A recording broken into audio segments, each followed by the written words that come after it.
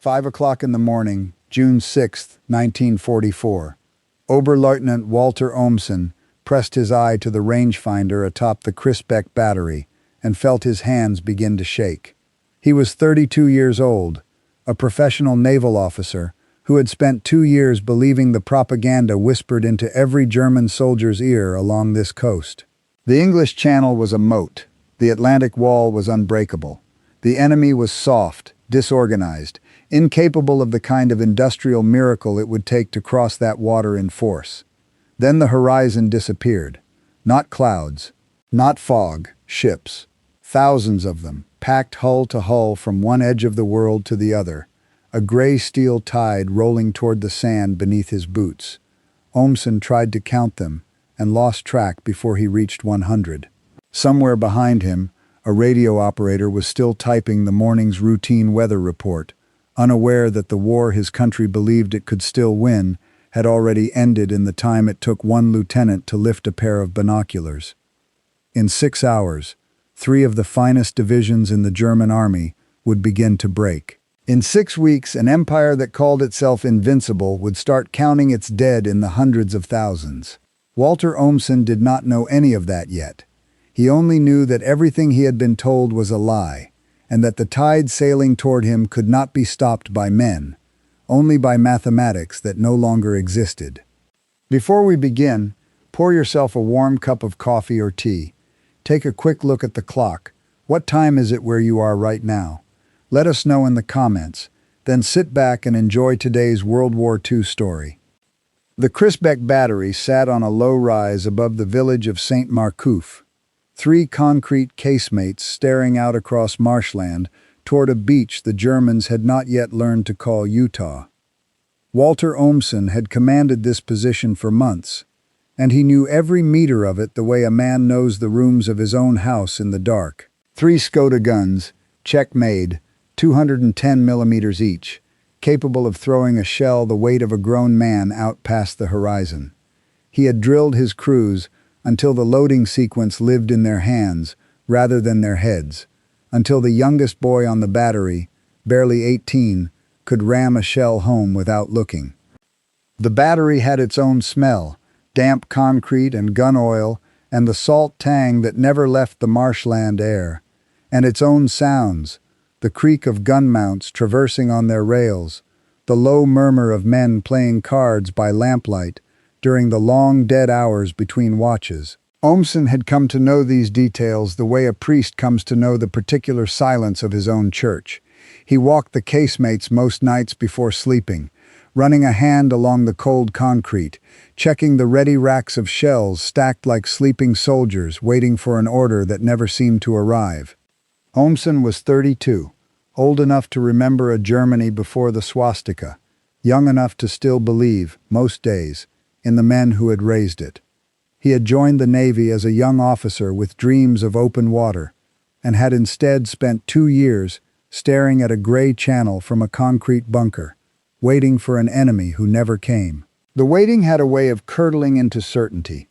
Certainty that the wall of guns and mines and steel obstacles strung along this coast for 400 miles was exactly what the propaganda posters called it, unbreakable, the western edge of a fortress that would swallow any invasion whole. There were nights, more of them than he would ever have admitted to his men, when a different thought crept in beneath the certainty.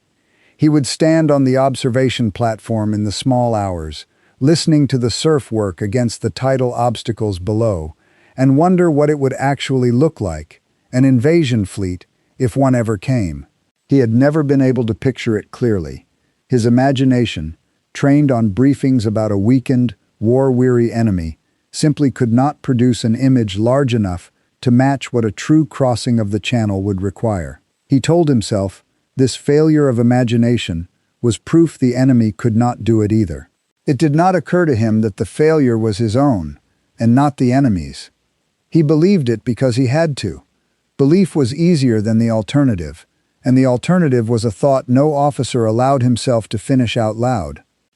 On the night of June 5th, that belief had not yet cracked, though the first hairline fractures were already spreading 50 miles to the east. At the headquarters of Army Group B, Inside the Château de la Roche-Guyon, Lieutenant General Hans Speidel sat behind a desk, piled with reports that made less sense with every passing hour. Speidel had been Chief of Staff to Field Marshal Erwin Rommel since the middle of April, and he understood better than most men in the building that Rommel's instincts were rarely wrong. But Rommel was not here. He was 400 miles away in Germany, celebrating his wife's birthday, having concluded days earlier that the weather over the Channel was too foul for any Allied fleet to risk a crossing. The Allies had read the same weather charts and reached the opposite conclusion, gambling on a narrow window no German meteorologist believed would be used. At 1:20 in the morning, the telephone lines into 7th Army headquarters began to carry word of massive parachute drops scattered across the Normandy interior.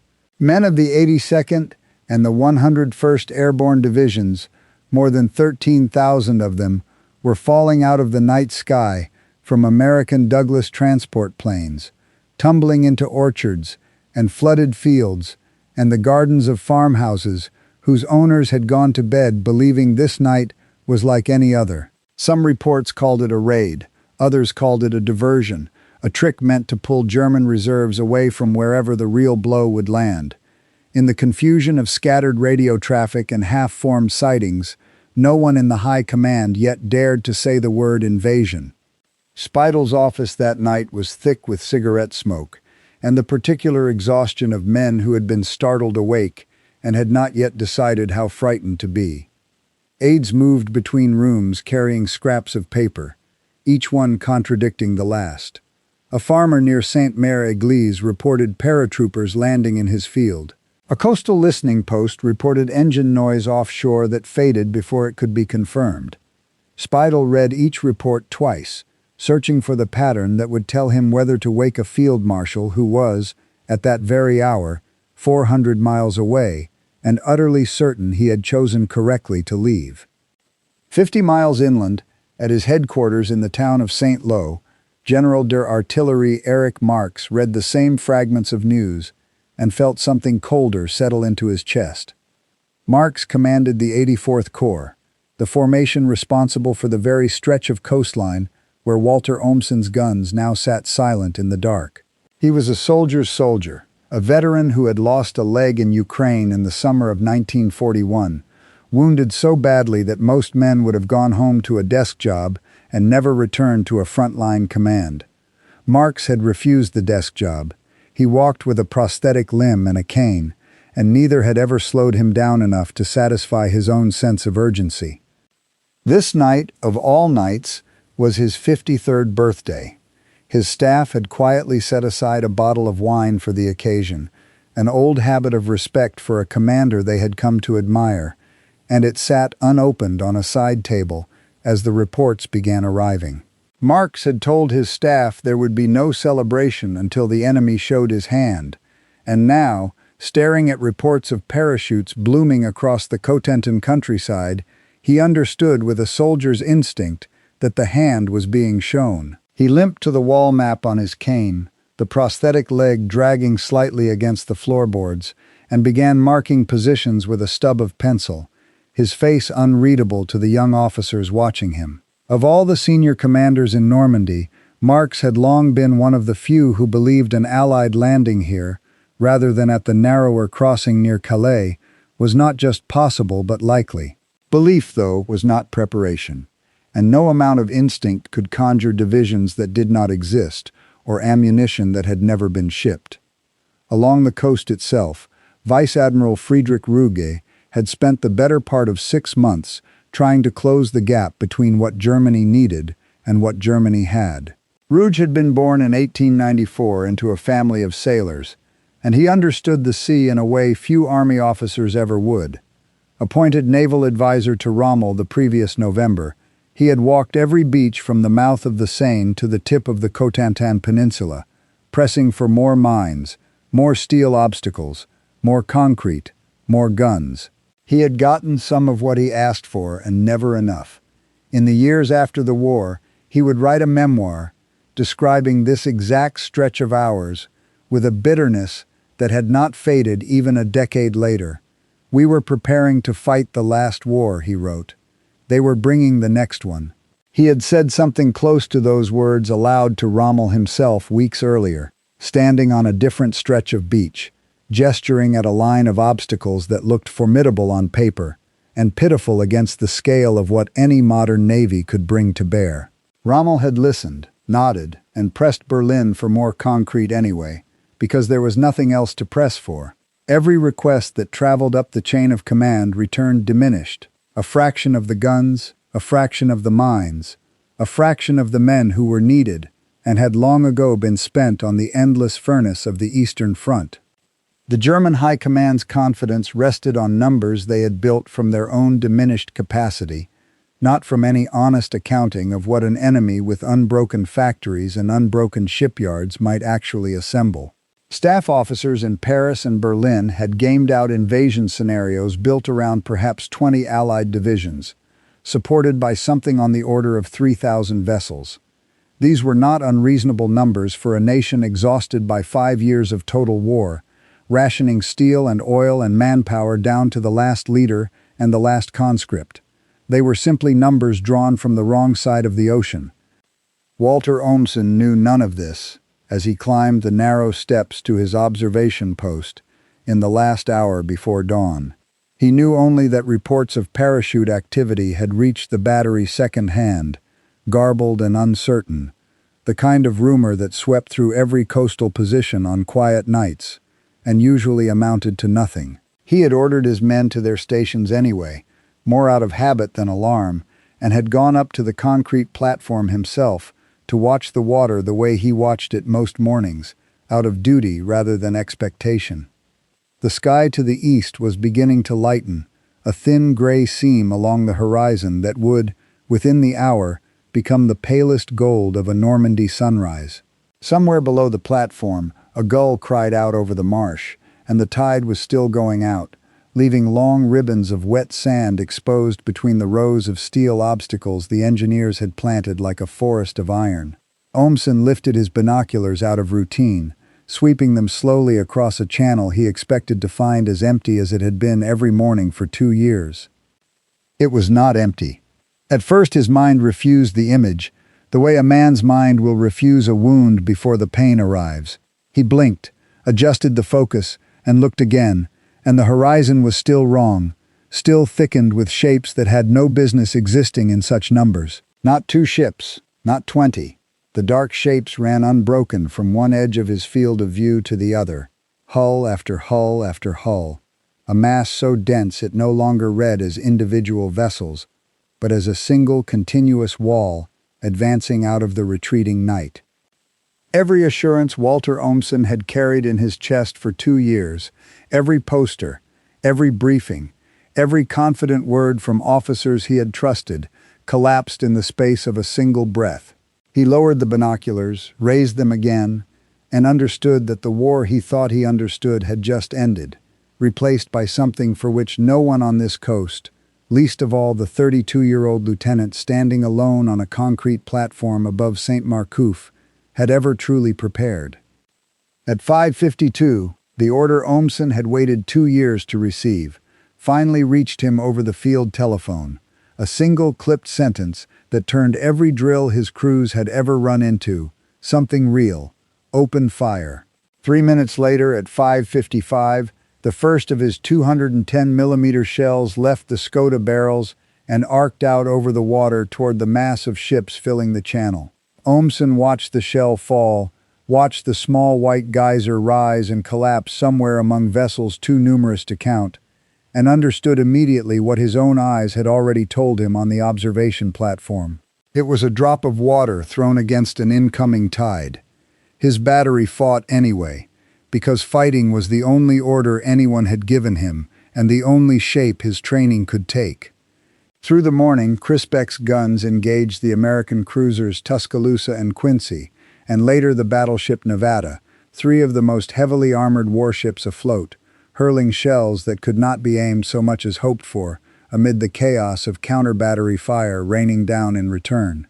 At 6:30, Olmsen's gun crews tracked a fast-moving destroyer maneuvering close to the invasion beaches and put a salvo into her hull. The ship broke apart and went down, and German reports that morning credited Crisbeck with sinking her, though in the confusion of the day the destroyer had also passed through a minefield laid weeks earlier, and even now historians studying the surviving accounts from her own crew cannot say with certainty which wound proved fatal. What both sides agreed on, then and later, was her name, the destroyer Corrie, the only American destroyer lost in the invasion, and for one battery on one morning, a single, bitter proof that German guns could still draw blood from the ocean of steel bearing down on them. 6 miles to the west, at a strong point the Americans would soon learn to call Widerstands Nest 62. A 20-year-old farm boy named Heinrich Severloh crouched behind a machine gun and watched the same horizon Olmsen had seen an hour earlier.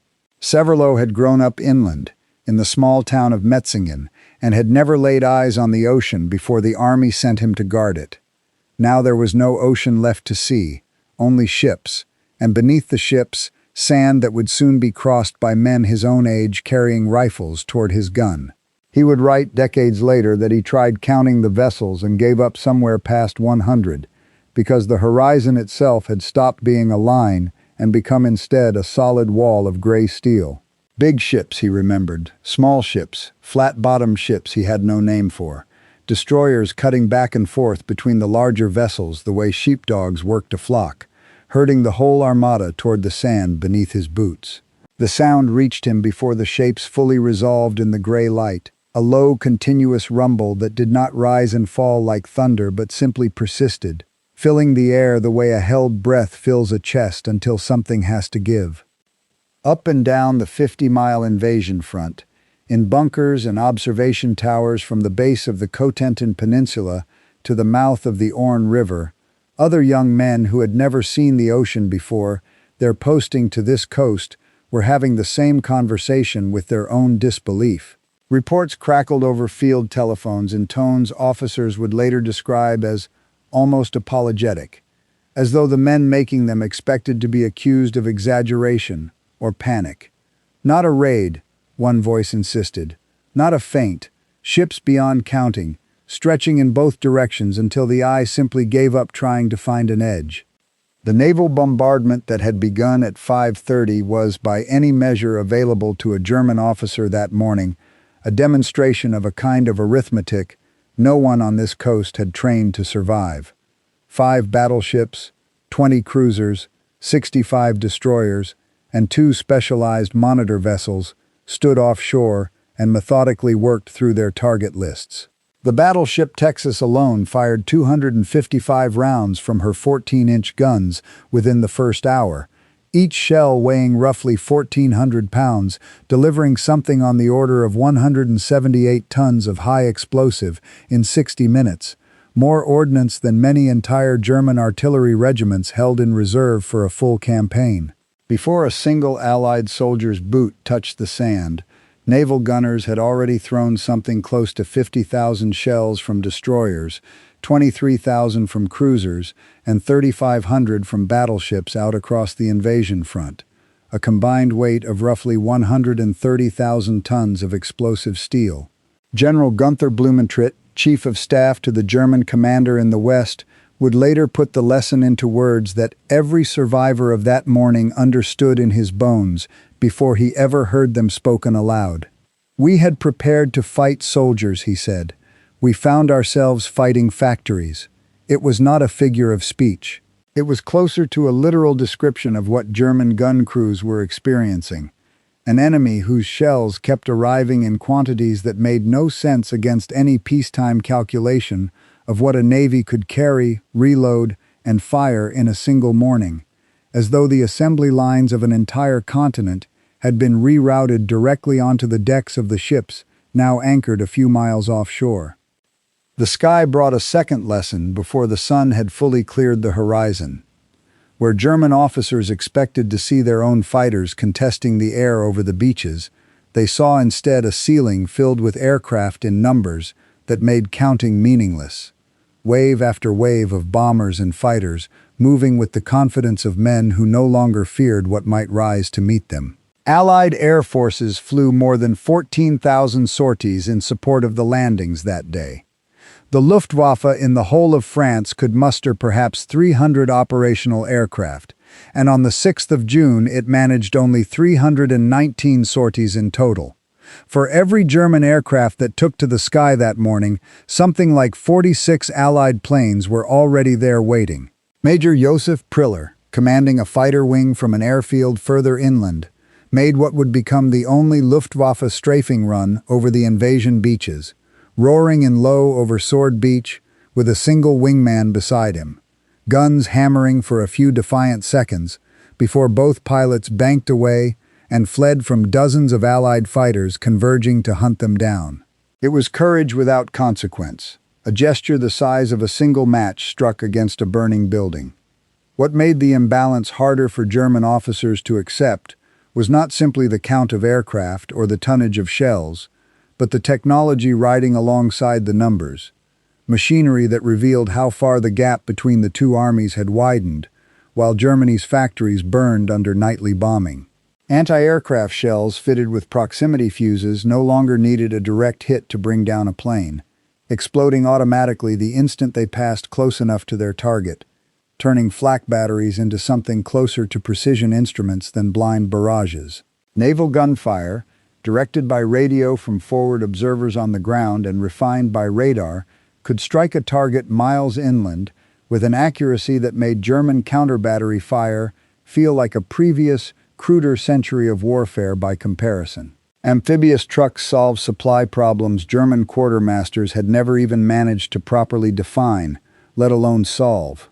Specialized tanks fitted with flails to detonate mines or bridging equipment to span anti-tank ditches allowed the Allies to breach obstacles through engineering rather than through the bodies of infantrymen sent forward to clear them by hand. Every one of these details, encountered piecemeal across a single day of fighting, added up to a portrait of an enemy that had not simply outproduced Germany, but had out-imagined it. The naval gunfire in particular became an object of a very specific dread among German gun crews in the days that followed. Ships standing far out at sea, invisible from the shore, could put a shell precisely where a forward observer asked for one, and there was no answering that kind of fire with the guns available on the coast. German batteries that attempted counter-battery duels against the warships anchored offshore learned quickly how one-sided the exchange truly was. The ships moved, adjusting position after every salvo. The ships shot back with a volume and accuracy no static coastal position could match. And unlike the men crewing Omsen's guns at Crisbeck, the sailors aboard those distant battleships and cruisers were never within reach of a single German rifle. Not every German position broke immediately. At Omaha Beach, well-inland positions and the natural bluffs above the sand gave the defending infantry division genuine advantages, interlocking fields of machine gun fire that turned the first waves of American soldiers into a slaughter the moment their landing craft ramps dropped. Heinrich Severloh, still behind his gun at Widerstands Nest 62, fired more than 12,000 rounds that morning, by his own later account, watching men fall in the surf by the dozen and then by the hundred until the water itself seemed to run red in the shallows. For a brief, terrible window of time, it seemed almost possible that the wall would hold here, that this one stretch of sand might become the place where German resistance finally matched the scale of what was being thrown against it. Then, a little after 8 o'clock, with the American commander ashore weighing whether the entire landing at Omaha might need to be abandoned, something happened that no German officer had trained to expect. American destroyers, taking on the very real risk of running aground or striking a mine in water most captains would never have dared approach, closed to within 1,000 yards of the beach, close enough that their 5-inch guns could no longer miss the individual concrete positions they targeted. Ships with names like McCook and Carmick and Doyle and Frankfurt turned their batteries directly onto the strong points holding the beach, firing at point-blank range until one position after another went silent. It was the moment, more than any other that day, when German officers up and down the coast began to grasp the deeper truth beneath the arithmetic. This was not simply a matter of more ships. It was a willingness to spend them. A German captain treated his vessel as an irreplaceable asset, husbanded and protected, because the shipyards behind him could not easily build another. An American captain could risk his ship, because there would always be another ship behind it, and another behind that. Ashore, the American commander who had spent the worst hour of that morning weighing whether to pull his surviving troops off the sand entirely, watched the destroyer's intervention transform the battle almost in real time. Wireless traffic between the beach and the ships offshore carried increasingly desperate requests for fire on positions that infantry alone could not dislodge, coordinates read off by radio men crouched behind whatever cover the sand offered, corrections shouted back and forth until a shell finally silenced a machine gun that had been killing men for 2 straight hours. It was improvised, dangerous, and it worked, and every German soldier who watched a concrete position that had held through the entire morning finally go silent under naval fire understood, in that instant, that the initiative had changed hands for good. Through the rest of the morning and into the afternoon, the ocean itself seemed to become a machine built for a single purpose, delivering men and steel onto French sand without pause.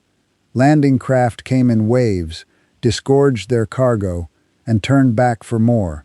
Specialized tank landing craft opened their bows to release 30-ton Sherman tanks directly onto the beach.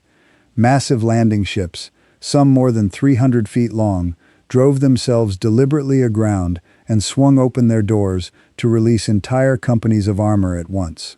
Amphibious trucks the Americans called ducks swam ashore under their own power, climbed out of the surf, and drove straight up the beach to deliver ammunition and rations to men who had been fighting since before dawn. By the time night fell on the 6th of June, something close to 156,000 Allied soldiers had come ashore by sea and by air, a number larger than the entire German 7th Army, charged with defending the whole of Normandy. In that first day alone, the invaders landed roughly 20,000 vehicles, 1,700 tanks, and 15,000 tons of supplies. The German 7th Army, spread thin across the entire region, could not muster 500 operational tanks between all its units combined. The Allies had put more than 3 times that number ashore before the sun set on a single day. The armored counterattack that might once have thrown such a landing back into the sea never gathered the strength anyone had hoped for.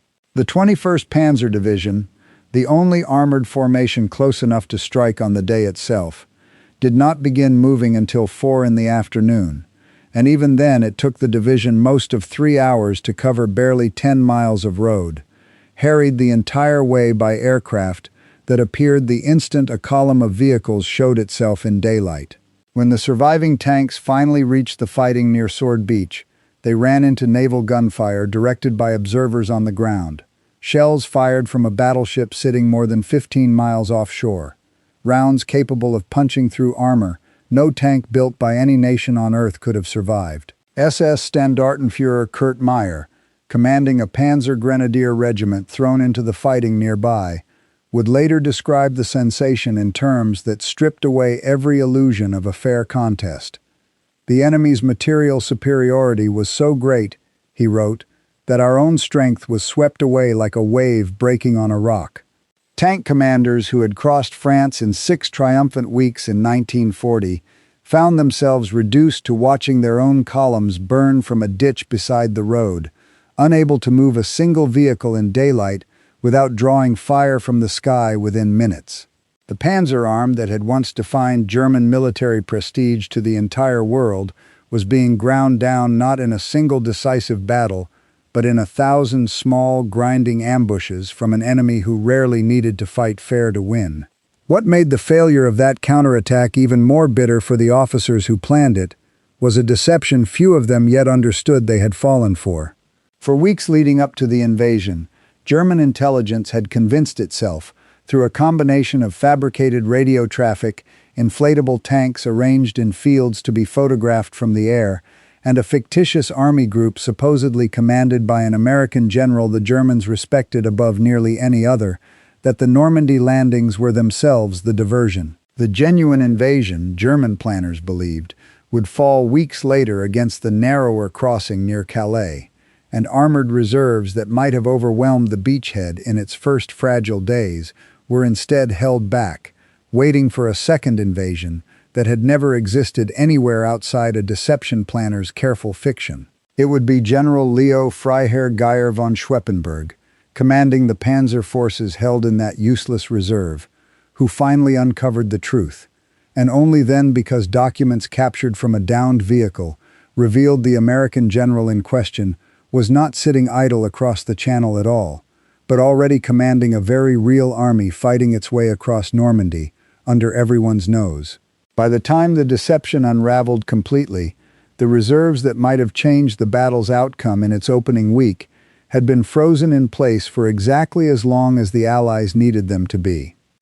50 miles away in St. Lo, General Erich Marx had spent the 6th of June exactly as he told his staff he would, marking positions on his map with the stub of a pencil, refusing the bottle of wine still sitting untouched on the side table. He did not live to see the invasion's second week. On the 12th of June, traveling toward Carentan to oversee a counterattack he still believed might blunt the American advance, his staff car was spotted from the air by a roaming fighter bomber. He was struck by shrapnel and died within hours, one of the very first senior German commanders to fall in a campaign that would eventually claim tens of thousands of his countrymen, killed not by an enemy soldier he could see and fight, but by a machine that found him from a mile in the sky and was gone before anyone on the ground even heard the engine. The bottle of wine his staff had set aside for his 53rd birthday was still unopened when word of his death reached the Corps headquarters at St. Lo, and none of the young officers who had watched him mark the map with his cane still hanging from the desk chair could quite bring themselves to move it. He had commanded with a clarity few of his peers matched, had seen the invasion coming when others dismissed the possibility, and it had made no difference at all against an enemy who no longer needed to be outsmarted, only outproduced. Foresight, it turned out, was not a currency that could be spent against factories a man could not see and had no way of reaching. By the following morning, the 7th of June, German reconnaissance pilots returned with photographs that senior officers in Paris initially refused to believe.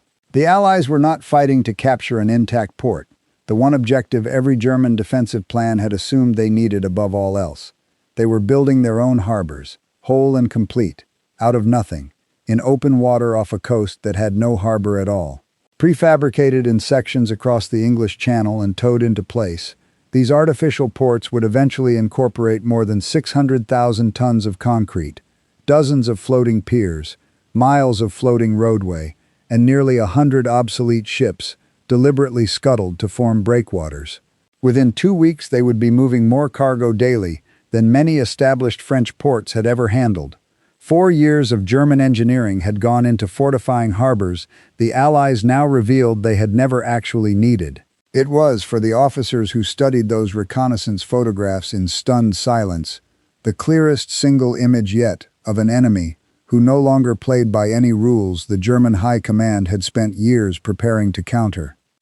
At Crisbeck, Walter Oehmsen and his crews fought on through the 7th of June and into the days that followed, trading shots with warships they could not sink in numbers that could not matter, watching their own ammunition stocks dwindle, with no resupply convoy able to reach them past the aircraft patrolling every road inland. The battery would hold out for 5 more days after the invasion began, longer than almost any other coastal position on this stretch of the front, a fact that would later earn Oehmsen one of Germany's highest decorations for gallantry, even as the battle around him was already unmistakably lost. When the position finally fell on the 11th of June, Oehmsen led 78 of his surviving men in a breakout through the American encirclement, marching nearly 8 kilometers through hostile territory until they reached German lines again, alive in a battle he had long since stopped expecting to survive. His men had stopped speaking in the confident tones of the briefings that once filled their evenings. They spoke instead in the clipped, exhausted shorthand of soldiers who had run out of illusions to lose, tracking the sun each morning less to mark the hour than to count how many more hours of daylight movement the aircraft overhead would deny them. Word of the Corrie's sinking had spread through the battery within hours of the destroyer going down, passed from gun crew to gun crew like a small, hoarded coal of pride in an otherwise collapsing world. One ship struck for every 100 that steamed past untouched, and even that thin comfort had begun, by the second day, to feel less like a victory than an epitaph, the kind of story a man tells himself in the dark to avoid looking directly at everything arrayed against him. By late June, the desperation climbing through the German chain of command had reached the very top of the Western theater. Field Marshal Gerd von Rundstedt, commander-in-chief in the West and a soldier who had led armies since before most of his subordinates were born, received a telephone call from Field Marshal Wilhelm Keitel at the High Command in Berlin, demanding to know why the invasion had not yet been thrown back into the sea. Keitel, a man Rundstedt privately regarded with something close to contempt, finally asked what should be done. "Make peace, you fools," Rundstedt told him. "What else can you do?" Within days he had been relieved of his command, dismissed not for any failure on the battlefield, but for the crime of saying aloud what every officer on the Normandy front had already concluded in private.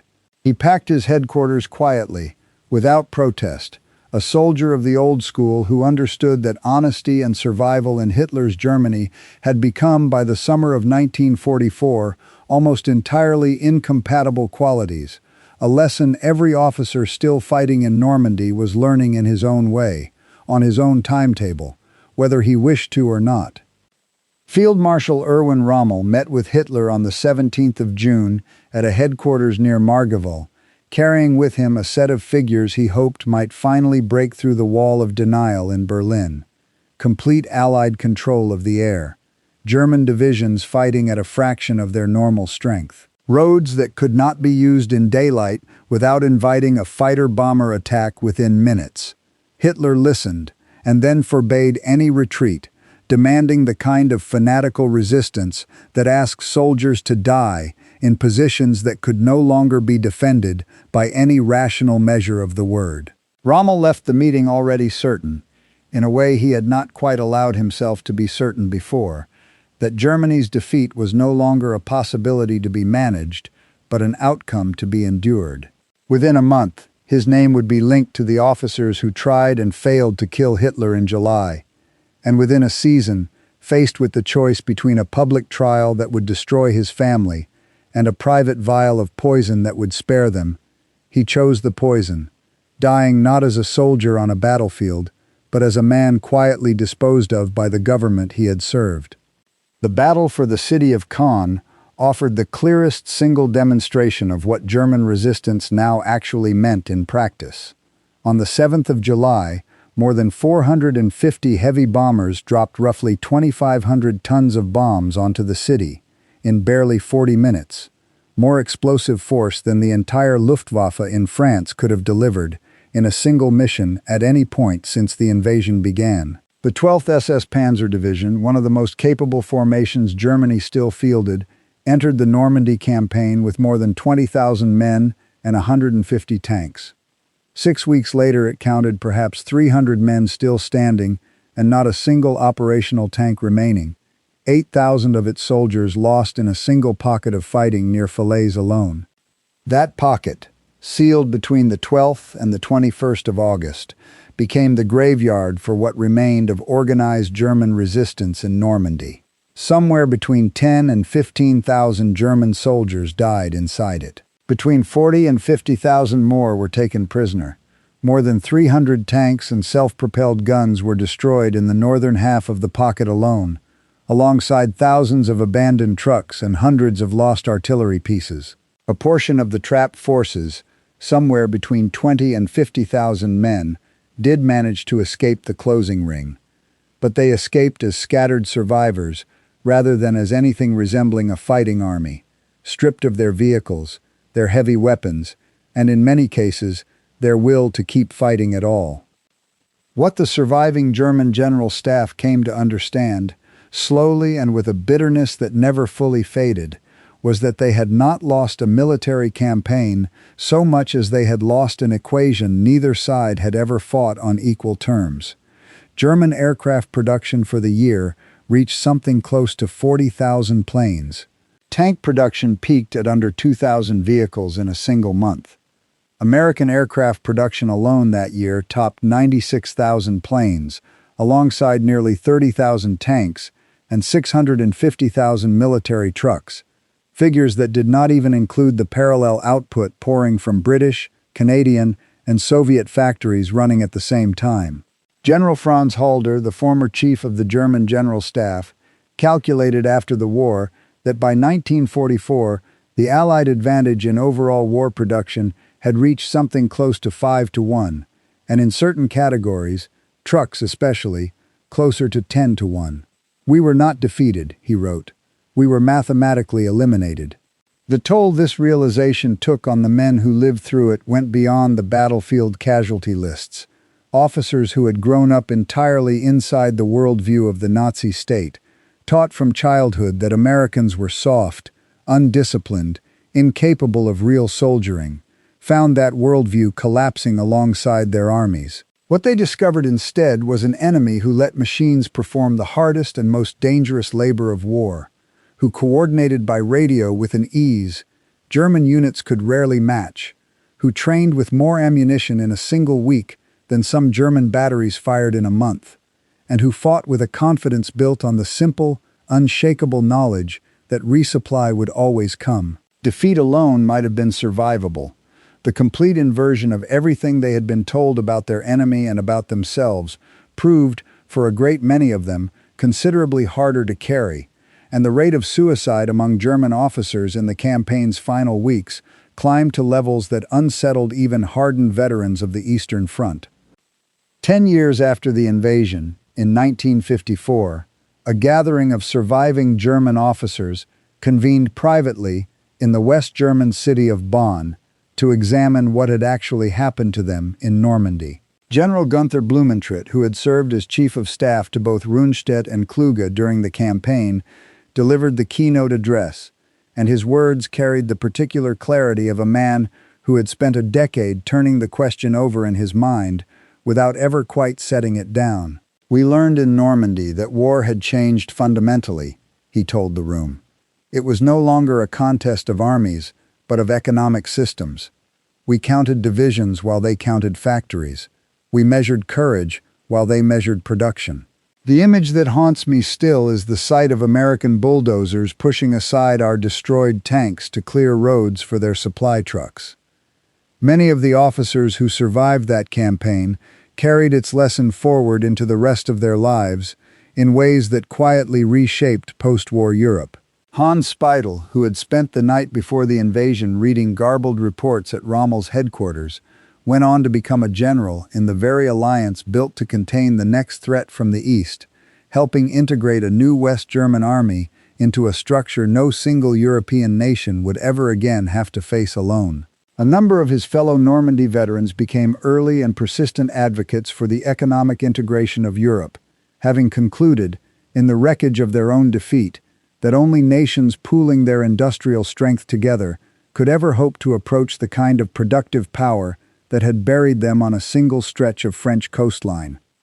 On the 6th of June 1984, the 40th anniversary of the invasion, Walter Olmsen returned to the Crisbeck Battery as an honored guest at a small gathering of veterans from both sides of the old fighting line.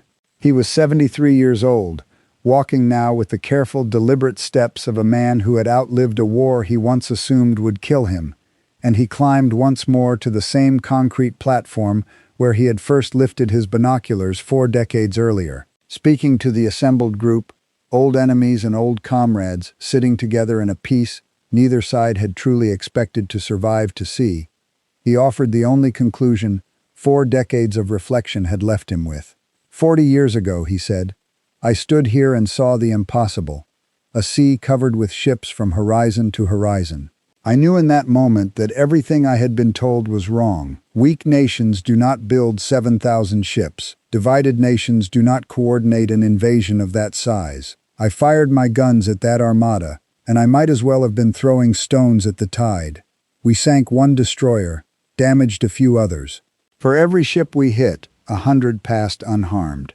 Young officers today study tactics from Normandy, he told them. But the real lesson is simpler than any tactic. In modern war, the side that can produce the most wins. We learned that industrial capacity is military capacity. The sea of ships I saw that morning was not just an invasion fleet. It was American industrial might made visible, sailing directly toward a young lieutenant who had believed, until the exact moment he lifted his binoculars, that such a thing could not possibly exist.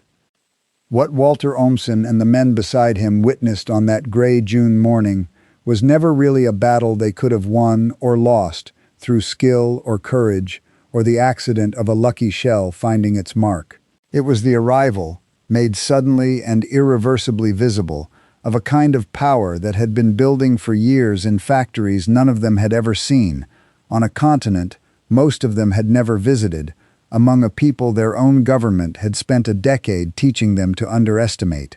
They had prepared, with genuine skill and genuine sacrifice, to fight another army.